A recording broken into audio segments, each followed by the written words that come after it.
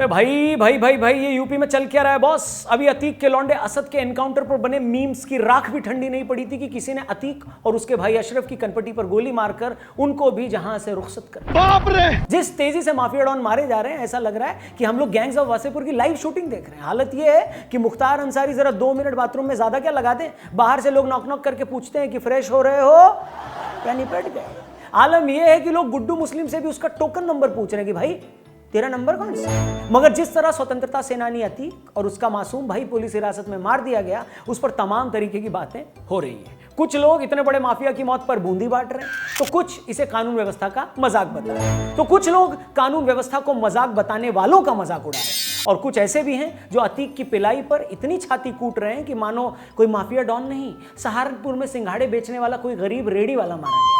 तो आइए आज के इस फनतंत्र के वीडियो में हम इसी रुदाली गैंग के सिंघाड़े लगाते हैं। तो शुरू करते हैं इन्हीं छाती कूटों का फन काउंटर। तो दोस्तों, हुआ ये कि शनिवार रात 10:30 बजे का वक्त था। तभी भारत के मशहूर गजल गायक अतीक अहमद और बेले डांसर अशरफ लाइव परफॉर्मेंस देने भारी सुरक्षा के बीच एक ऑडिटोरियम में जा रहे थे। तभी इनकी कला से ईर्ष्या रखने वाले रवांडा घराने के 3 बदमाश पुलिस के सामने ही इनको मार देते हैं। खबर मिलते ही पूरा देश दोनों महान कलाकारों की मौत से सदमे में डूब जाता है। रो रोकर लोगों का इतना बुरा हाल हो जाता है कि उनकी हंसी ही नहीं रुकती। लोगों का मूड इतना खराब होता है कि उन्हें आधी रात में फार्म हाउस पिज्जा ऑर्डर करना पड़ता है। वो इतने गहरे सदमे में चले जाते हैं कि उन्हें समझ में नहीं आता कि पिज्जा के साथ कोक ऑर्डर करना था या पेप्सी। सच पूछे तो मैं भी समझ नहीं पा रहा था कि इन दोनों के जाने से इस देश के विज्ञान, खेलकूद, कला, संस्कृति की बहन बिपाशा और बिपाशा के बॉयफ्रेंड को जो नुकसान पहुंचा है, उसकी पूर्ति हम कैसे करेंगे।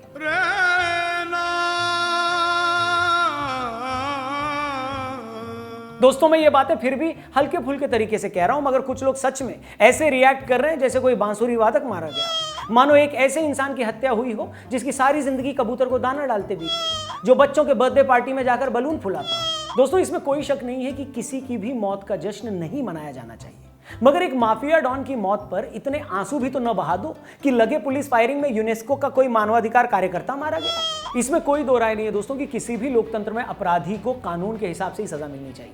मगर यह भी सच है कि जिस आदमी ने सारी जिंदगी कानून का मजाक बनाए रखा, जज भी जिसके सामने भीगी बिल्ली बने घूमते हो, जिसे 40 साल तक किसी एक मामले में भी सजा न हुई हो, जिसने न जाने कितने ही लोगों की हत्या करवाई हो, कितनों की जमीनें हथियाई हो, ऐसा आदमी कैसे भी अपने अंजाम तक पहुंचता है तो लोगों को तसल्ली होती है। अगर आप ऐसे माफिया की मौत पर राहत महसूस कर रहे आम आदमी को कानून का पाठ पढ़ाएंगे तो उसे इस बात का भी हिसाब देना पड़ेगा कि यही कानून उसे इतने सालों तक सजा क्यों नहीं दे पाया।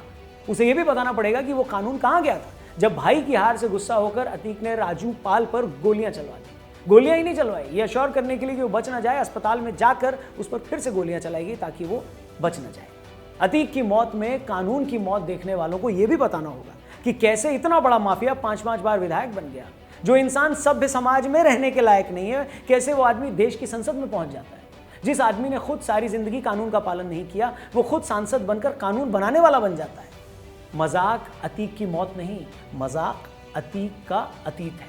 मजाक ये है कि एक अपराधी बेखौफ होकर सारी जिंदगी दूसरों की जमीनें हड़पता रहा और कोई उसका कुछ नहीं कर पाया। मैं फिर से दोहराता हूं कि ये सब बातें कोई वजह नहीं हो सकती कि किसी अपराधी को मार या मरवा दिया जाए, मगर यह भी सच है कि जब अतीक जैसे अपराधी इस कानून की खामियों का फायदा उठाकर बार बार बचते रहें तो लोगों का भी उस कानून से भरोसा उठता है। उन्हें इस बात से कोई मतलब नहीं रह जाता कि उसका जो हश्र हुआ वो कानून के हिसाब से हुआ या नहीं। उन्हें बस इस बात की तसल्ली होती है कि उसका वो हश्र हुआ जो होना चाहिए था। आप कहते हैं कि अतीक पर मुकदमा चलता, उसे कानून के हिसाब से सजा मिलती तो वो ज्यादा अच्छा होता। बेशक हम तो कह ही रहे हैं कि वो अच्छा होता, मगर ये देखते हुए कि इस देश में सालों साल ऐसे मामले आगे बढ़ते ही नहीं हैं। इस बीच सरकारें बदल जाती हैं, क्या पता यूपी में भी 2-3 साल में सरकार बदल जाती। जिन लोगों के साथ मिलकर अतीक पहले पॉलिटिक्स करता रहा है, अगर वो सत्ता में आ जाते तो क्या गारंटी है कि उस पर चल रहे मुकदमे रातों रात तक रुक नहीं जाते, वो जमानत लेकर बाहर नहीं आ जाता, बाहर आने पर गवाहों को डराने और धमकाने नहीं लगता, फिर से चुनाव लड़कर MP या MLA नहीं बन जाता। और ऐसा होता, जो कि होता ही है, तो उससे बड़ा मजाक और क्या हो सकता। और आज उसकी मौत पर छाती कूटने वाले तब क्या ये सोचकर खुद को तसल्ली देते कि क्या हुआ, आदरणीय अतीक जी कानून की मम्मी दीदी करके एक बार फिर से बच निकले, कम से कम ये पुण्य आत्मा आज हमारे बीच जीवित तो है। शुक्र है उन्हें मरवाया नहीं गया, वरना ये देश एक महान विभूति से हाथ धो बैठता। Come on. अबे भूतनी के और जो मैं कह रहा हूं ना, ये कोई मजाक नहीं है। जो लोग भी ये वीडियो देख रहे हैं और जो भी लोग इस देश की पॉलिटिक्स को समझते हैं, वो ये जानते हैं कि जो मैं कह रहा हूं वो एक एक बात सच हो सकती थी। इसलिए आज वो अतीक और उसके भाई की मौत पर राहत महसूस कर रहे हैं। अब देखिए, जो मैं कहने जा रहा हूं उसे ध्यान से सुनिएगा। जिंदगी में चीजें सीधी साधी तब चलती हैं जब सामने वाला भी सीधे साधे तरीके से चले। पर्सनल संबंधों में कोई आपकी इज्जत करेगा तो आप उसकी इज्जत करेंगे, कोई आपको प्यार देगा तो आप भी उसका सम्मान करेंगे। मगर ऐसा नहीं हो सकता ना कि कोई आपके साथ बदमाशी करे, घाघ बने और इतना परेशान करे कि उसका होना ही आपके लिए खतरा बन जाए। जब बात आपकी जिंदगी पर बनाती है ना, तब आपको भी हर हाल में उस आदमी से पिंड छुड़ाना ही होगा। मतलब जिस अपराधी ने सारी जिंदगी पुलिस वाले अपनी जेब में रखे हों, गवाहों को धमकाया हो, जजों को डराया हो, राजनीति को अपनी रखेल बनाकर रखा हो, जो जेल में बैठे बैठे ही लोगों की हत्याएं करवा देता हो, आपको लगता है कि वो आदमी चुपचाप जेल में बैठकर फांसी पर लटकने का इंतजार करता? और साबरमती जेल में रहते हुए उमेश पाल का मर्डर करवाने के पीछे भी तो उसकी यही सोच थी, क्योंकि उसे लग रहा था कि उमेश पाल की गवाही से न पलटने से उसका खौफ कम हो रहा है। यही सारे रीजन है कि आम आदमी की इस बात में दिलचस्पी ही नहीं है कि अतीक और उसके भाई पर हमला करने वाले कौन थे, उनका मोटिव क्या था। उनके लिए बस एक ही बात मायने रखती है कि जिस आदमी ने 40 साल तक प्रयागराज और उसके आसपास के इलाकों में अपना आतंक फैलाया, आखिरकार वो मारा गया। कैसे मारा गया, किसने मारा, ये जानने में आम आदमी को कोई इंटरेस्ट नहीं है। फिर उसे ब्लैक पैंथर ने मारा हो या नोबिता ने, उसे घंटा फर्क नहीं पड़ता। अच्छा, कुछ लोग ये भी कह रहे हैं कि हत्या करने के बाद उनमें से कुछ लड़के जय श्री राम के नारे लगा रहे थे और इससे कुछ लोग डरे हुए हैं। ऐसा लगता है कि हत्या करके वो एक वर्ग को संदेश देना चाहते हैं। देखिए, पहली बात कि कोई भी धार्मिक नारा क्यों लगा रहा है, ये तो लगाने वाले ही बता सकता है, क्योंकि अतीक के मर्डर के पीछे कोई धार्मिक एंगल तो था ही नहीं, हो ही नहीं सकता। हो सकता है कि इस तरह धार्मिक नारा लगाकर हत्या करने वाले खुद ही धर्म के नाम पर हीरो बनने की कोशिश कर रहे हो, मगर मुझे नहीं लगता कि बहुसंख्यक वर्ग में किसी ने भी ऐसे नारेबाजी को पसंद किया।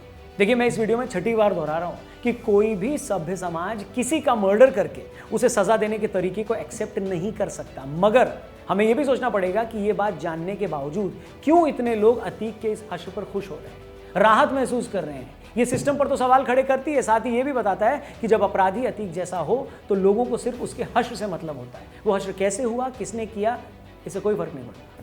और इस वीडियो में चलते चलते मैं सोशल मीडिया पर वायरल हो रही इन पंक्तियों को बिना इससे अग्री या डिसअग्री हुए शेयर कर रहा हूं, क्योंकि आज ज्यादातर लोगों के सेंटिमेंट्स यही है। कहते हैं तरीका तो भीष्म को मारने का भी गलत था, तरीका वो भी गलत था जिससे द्रोण को मारा गया, जिससे कर्ण के प्राण लिए गए, जिससे दुर्योधन को मारा गया। तरीका गलत हुआ तो क्या, मरने वाले भी तो गलत थे। एनकाउंटर असली हो या नकली, लादेन का हो या अतीक के बेटे का, उनका हिसाब जरूरी है। पापियों को नीति, नियम, धर्म, मर्यादा, न्यायालय और न्यायिक प्रक्रिया की बात करने का कोई अधिकार नहीं है। मानवाधिकार मानवों के लिए होते हैं, दानवों के लिए नहीं। और भगवान श्री कृष्ण ने भी गीता में यही सब कहा है। बाकी आज की वीडियो में इतना ही। वीडियो पसंद आई हो तो इसे अपने दोस्तों के साथ जरूर शेयर करिएगा, चैनल भी सब्सक्राइब करिएगा और कमेंट बॉक्स में कमेंट करके बताएं कि अतीक और उसके भाई की इस मौत पर आप क्या सोचते हैं। जल्दी मिलते हैं यहाँ पर एक और वीडियो के साथ। अपना ख्याल रखिए। जय हिंद, वंदे मातरम।